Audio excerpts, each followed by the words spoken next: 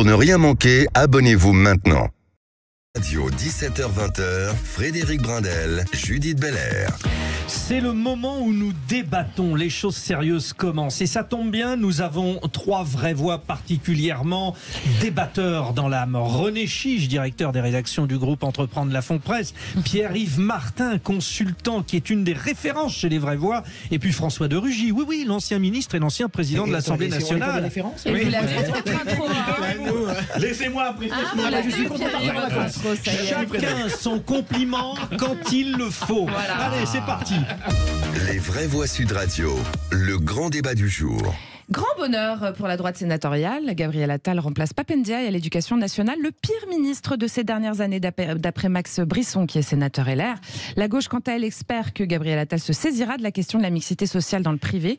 Une petite phrase d'humour de Pierre Ouzoulias, sénateur communiste des Hauts-de-Seine, où Gabriel Attal est conseiller municipal à Vanves depuis 2014. Pour illustrer son collègue, il le définit comme un ancien camarade socialiste. Ce qui nous amène à la question du jour, chers auditeurs. Respect de l'autorité, savoirs fondamentaux.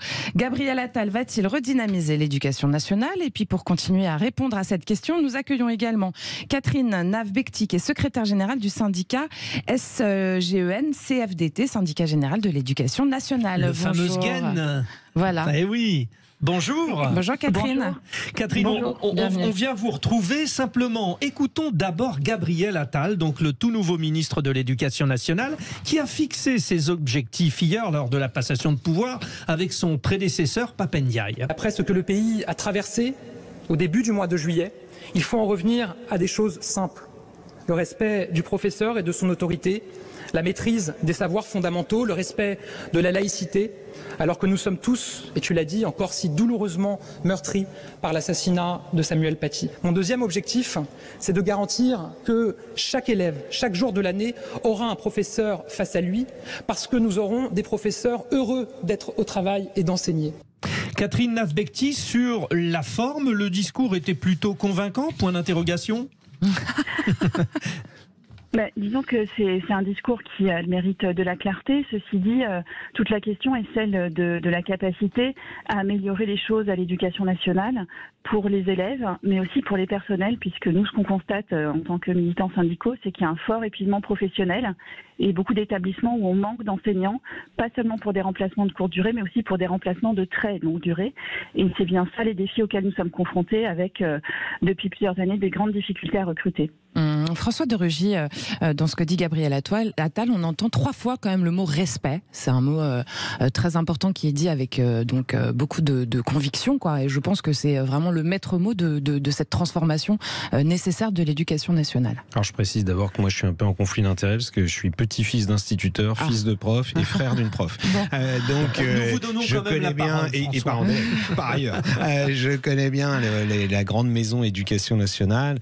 Je sais les pesanteurs qu'il y a dedans. En général, le premier réflexe des enseignants, c'est un peu un réflexe défensif face à tout changement. Or, pourtant, on sait très bien que si on veut améliorer les choses, comme l'a dit la syndicaliste juste avant moi, il faut justement prendre un peu le taureau par les cornes et mettre en œuvre un certain nombre de changements. Quand on voit ce qu'a fait la Finlande, par exemple, la Finlande a réussi à redresser vraiment la barre, à relever le niveau des élèves, sans être dans l'hypersélection. C'est-à-dire, c'est pas en éliminant tout un tas d'élèves dès le collège ou ensuite au lycée.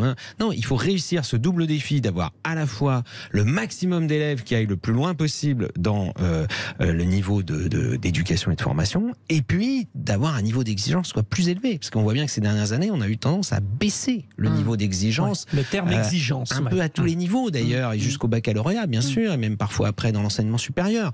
Moi, je crois que ça passe par l'innovation. Je pense qu'on devrait d'ailleurs, si j'avais un petit conseil à donner à Gabriel Attal, qui à mon avis fera un bon ministre de l'Éducation nationale, ça aurait été bien d'ailleurs qu'il commence dès l'année dernière, comme ça aurait été sur la continuité. Clair, oui. Je pense qu'il faut faire de l'innovation en quelque sorte par en bas. On ne réformera pas tellement l'éducation nationale par en haut, c'est une trop grosse machine. En revanche, en donnant plus d'autonomie aux enseignants, c'est à l'échelle de l'établissement, c'est pas à l'échelle des régions ou des départements, non, c'est à l'échelle des établissements, des enseignants, et de leur dire, si vous innovez, on vous soutient. et que quand vous innovez et que vous avez des résultats, vous serez récompensé. Or, aujourd'hui, le système éducation nationale, il est neutre. Vous prenez des initiatives, vous avez des résultats, vous en prenez pas, vous êtes traité pareil. Alors, on fait le tour. Je reviens quand même sur vous, Catherine Nave-Bekti, secrétaire générale du syndicat SGEN CFDT. Exigence. Elle est envisageable aujourd'hui, cette exigence? Vous avez les moyens de cette exigence? En fait, il y a de l'exigence à l'école. Vous posiez la question du respect, le ministre a abordé la question de l'autorité. Il y en a. Et l'autorité d'un enseignant dans sa classe, elle s'exerce d'abord par les contenus qu'il enseigne, par sa capacité à s'adresser à l'ensemble de ses élèves, à leur permettre de progresser et d'aller plus loin. Donc cette exigence, ce respect, l'autorité, ça se construit, ça se décrète pas d'en haut. Là, je rejoins François de Rugy, ce sont des choses qui se construisent dans la classe et pas par décret ou par déclaration ministérielle. Et ensuite, l'exigence, elle existe. On a même plutôt tendance à renforcer tellement les programmes que les enseignants ont l'impression de courir après le temps pour finir les programmes et que le travail perd de son sens. Donc je pense aussi qu'il faut regarder en vrai ce qui se passe dans les classes, sans écraser des reliefs. Il y a des endroits où c'est plus difficile que d'autres, on le voit bien. Les collègues décrivent des conditions de travail différentes d'un établissement à l'autre. Mais il ne faut pas tout peindre en noir non plus. Et quand on parle d'initiative, c'était déjà ce qu'annonçait Emmanuel Macron le 25 août de l'an dernier. Ça fait partie des choses qui ont été tentées pendant l'année de la part de Pape Ndiaye. Mais tout se passe comme si le politique avait du mal, au niveau national, à renoncer à ce ministère du verbe et à l'idée qu'il suffit de dire des choses au niveau ministériel pour que ça s'applique sur le terrain. René Chiche, finalement, l'innovation, c'est un peu donner du sens. Et puis, donner du sens, ça veut dire aplanir les inégalités, parce qu'on sait que tous les établissements ne sont pas dotés du même nombre de matériaux, par exemple, pour travailler, etc. Et que souvent, les endroits où souffrance, c'est les REP+, quoi. Et ils sont plus en souffrance que des écoles où finalement, ils en ont moins besoin. Absolument. Et d'ailleurs, juste avant de répondre à votre question, chère Judith, je trouve qu'il y a quand même une certaine hypocrisie, parce que avec la nomination de Gabriel Attal, que j'estime d'ailleurs vraiment, parce que quand même la politique de l'éducation, c'est quand même Emmanuel Macron au départ qui l'instaure. Avec Blanquer, il a quand même nommé ensuite Pape Ndiaye, maintenant c'est Attal, c'est quand même lui qui au départ quand même inspire cette politique de l'éducation nationale. Alors on fait aujourd'hui comme si tout était nul depuis l'arrivée de Pape Ndiaye depuis 1 an.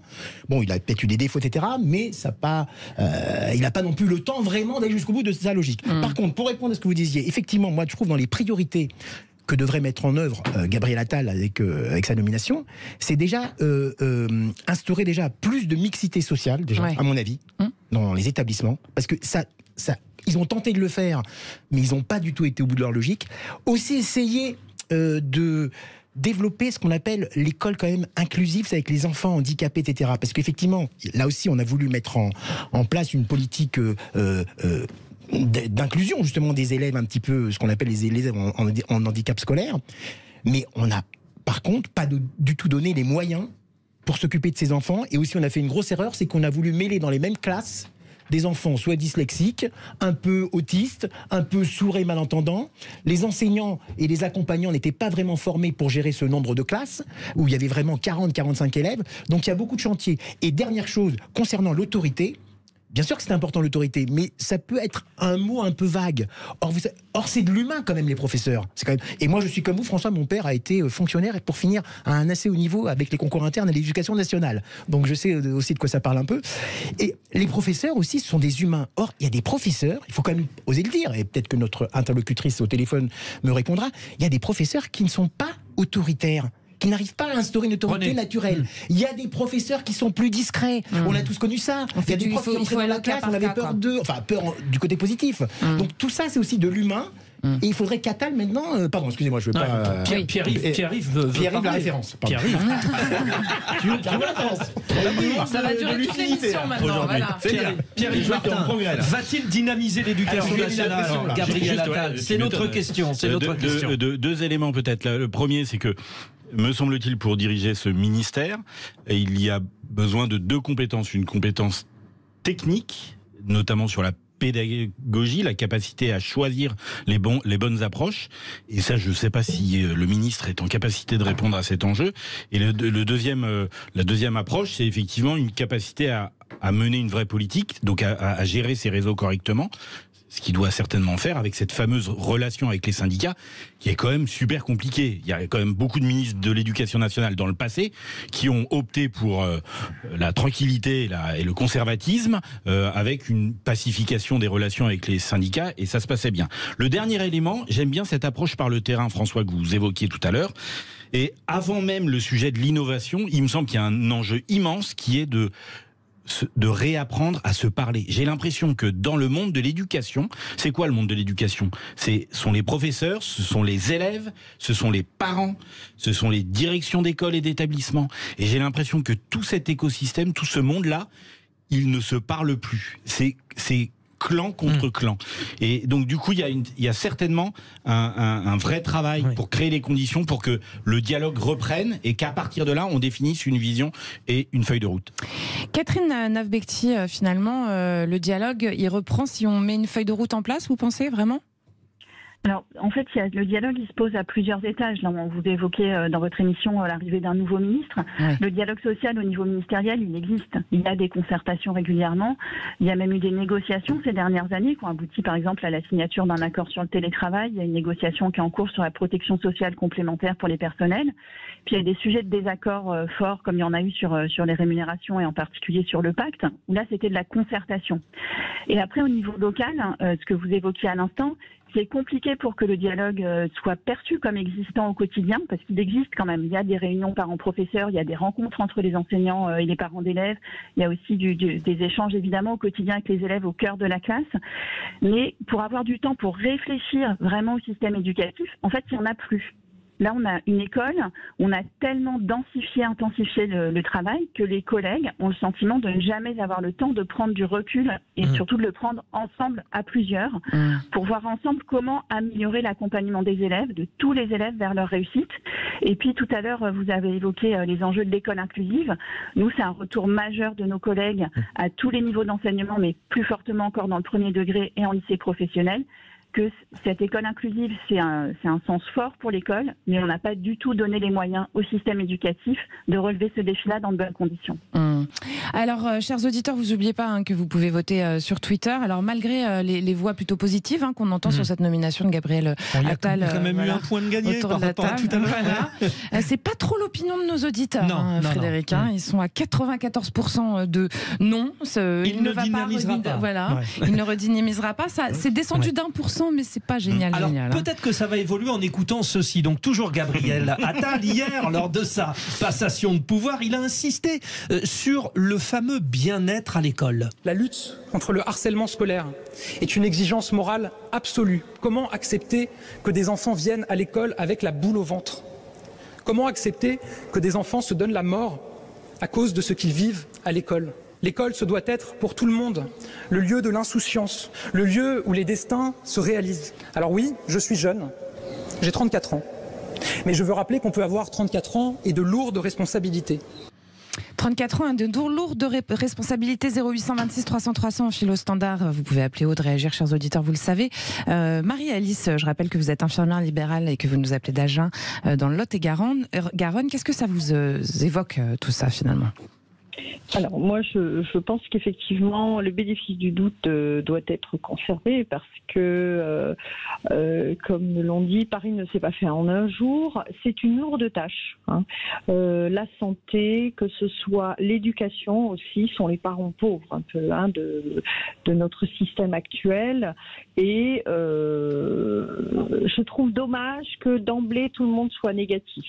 Je pense qu'effectivement il y a du positif, du négatif et qu'il faut savoir peser les choses. Après, ce ne sera pas une tâche facile, c'est certain, mais les échanges sont très importants. La relation, on a perdu un peu tout ce sens du dialogue avec le Covid. Tout le monde était dans son coin, tout le monde, les enfants derrière leurs ordinateurs, etc. Ouais, c'est ce qu'évoquait Pierre-Yves, effectivement. Et ça, voilà, et les parents se sont retrouvés un peu démunis. Je pense aussi qu'il est important et qu'il va être important de recentrer aussi le rôle des parents dans l'éducation et dans l'école. Oui, crucial. On a un rôle important. François de Rugy, parents pauvres, comme le dit Marie-Alice, ou pas, l'éducation nationale? Moi, je réagis toujours, mais à chaque fois quasiment que je viens dans l'émission, je réagis quand même sur cette tendance qu'on a à dire on ne consacre pas assez de moyens, on fait des économies sur la santé. Non, il suffit de regarder les chiffres. En France, on n'a jamais dépensé autant pour l'éducation nationale. Et pourtant, il y a moins d'élèves. On n'a jamais dépensé autant pour la santé. Aussi, ouais. Alors, en revanche, que les Français ressentent mal, qu'en effet, on n'arrive pas à remplacer les profs, qu'on n'arrive pas à avoir des médecins, ça se comprend d'autant plus qu'on dépense beaucoup d'argent. Mais donc, ça veut dire que c'est pas une question de moyens, que c'est une question d'organisation. Et que si on ne veut pas revoir un minimum les organisations, par exemple de l'éducation nationale, par exemple la question du recrutement, on a énormément de mal à recruter aujourd'hui des enseignants par les concours. Est-ce que c'est pas justement le système des concours qu'il faudrait changer? Est-ce qu'on ne devrait pas recruter les enseignants autrement? Est-ce qu'on ne devrait pas dire aux enseignants, quand on vous recrute, c'est pas pour 40 ans ou pour 45 ans? C'est peut-être vous allez faire ça pendant 10 ans, puis après vous allez faire autre chose. Et d'ailleurs l'État peut-être vous proposera autre chose, et ainsi de suite. La syndicaliste a fort bien dit que beaucoup d'enseignants sont usés au bout d'un certain nombre d'années, et bien avant l'âge de la retraite. Justement, donc ce sont des questions qu'on devrait aborder en termes d'organisation, presque je dirais de management, même si je sais que c'est un gros mot pour beaucoup de fonctionnaires, mais de management d'une grosse administration. Vous savez combien il y a de personnel à l'éducation nationale? 1 million de personnes. Bon, sur la vocation, René Chiche, on sent bien que ça fait plus rêver le métier de prof. Ça fait plus rêver. Ça fait plus rêver parce que déjà au niveau, pour être un peu terre à terre, au niveau du salaire, ça ne fait plus rêver effectivement. Les gens qui s'engagent dans l'enseignement, qui gagnent, je crois, 1800, entre 2000. 1800 et 2500 maximum. Voilà, donc effectivement, alors maintenant, on peut se dire que ça peut être aussi une vocation et une passion d'enseigner. Certains considèrent ça même comme le plus beau métier du monde. Mais il est vrai qu'aujourd'hui, dans notre société actuelle, c'est plus peut-être comme il y a 30 ans. C'est beaucoup plus difficile de vivre au quotidien. Vous avez beaucoup de professeurs et d'enseignants ou d'instituteurs qui ne peuvent même pas vivre à Paris. Ils sont obligés de travailler soit en banlieue, soit dans le c'est compliqué de payer un loyer avec 2500 € par mois. Donc effectivement, ça peut quand même jouer là-dessus. Elle est encore en ligne parce que je voulais une question, je ne sais pas. Oui. Oui. Non, Catherine. Catherine, pardon. Bien sûr, elle est là. Je peux lui poser une question. Allez-y, une question rapide. Voilà, je voulais juste revenir à la notion d'autorité des professeurs dont je parlais tout à l'heure. Alors Catherine, j'ai oublié son nom de famille. Catherine, est-ce que vous pensez... Navbekti. Voilà, Catherine Navbekti. Est-ce que vous êtes d'accord avec moi quand je disais que l'autorité des professeurs, ça dépend de chaque humain. On ne peut pas instaurer comme ça, par l'intermédiaire d'un ministre, l'autorité. Est-ce que c'est pas... tous les professeurs ne sont pas dans le même moule? Elle vous répond. C'est ce que je disais tout à l'heure, c'est-à-dire que l'autorité, elle s'exerce dans la classe, par chaque enseignant à sa manière. Et elle s'exerce essentiellement, d'abord, elle est reconnue par les élèves, par l'enseignement qu'on dispense, par la qualité des relations qu'on instaure avec les élèves. Et c'est ce que montrent beaucoup d'études, qu'elles soient sociologiques ou de didactique, que la clé dans le métier enseignant, c'est la capacité à ajuster son geste professionnel, son intervention professionnelle à ce qui se passe dans la classe. Et donc, d'une certaine manière, le même enseignant va exercer son autorité aussi de manière différente, selon l'ambiance de la classe, selon s'il y a une tension particulière, si au contraire c'est particulièrement détendu et qu'on peut même parfois, et ça arrive heureusement régulièrement, transmettre des savoirs, permettre aux élèves d'apprendre avec de l'humour. Pierre-Yves Martin, c'est pas un mot d'unique. Pierre-Yves Martin, vous avez la responsabilité de la conclusion en 20 secondes. En 20 secondes, il faudrait juste réapprendre à se parler les uns et les autres. Et d'abord, réouvrir la relation entre les parents et les professeurs qui est quasi inexistante et qui pourront du coup au niveau local, au niveau du terrain, faire quelque chose avec ce principe peut-être d'autonomie d'établissement qui pourrait être développé pour essayer de réapprendre. C'est le principe de subsidiarité, d'essayer de faire que ceux qui bénéficient des prises de décision soient les plus proches de ceux qui les prennent. Bravo. Ça vaut 19 sur 20. Il est extrêmement favorisé, privilégié. Merci à Catherine Navbekti. Merci beaucoup, secrétaire générale du syndicat SGEN CFDT. Et bon courage à vous tous pour la rentrée. Parlons vrai sur Sud Radio, chers auditeurs. Parlez vrai avec nous. Vous nous appelez au 0826 300 300. On vous attend au standard. Si vous avez envie de commenter, de réagir, évidemment. Et puis, vous continuez à voter sur Twitter, parce qu'on a un autre débat qui arrive à 18h30. Et puis là, qu'est-ce qu'on va faire? On va faire un joujou. On va voir les bons élèves, le quiz. On va voir si vous êtes vraiment les bons élèves. Là. Allez, à tout de suite.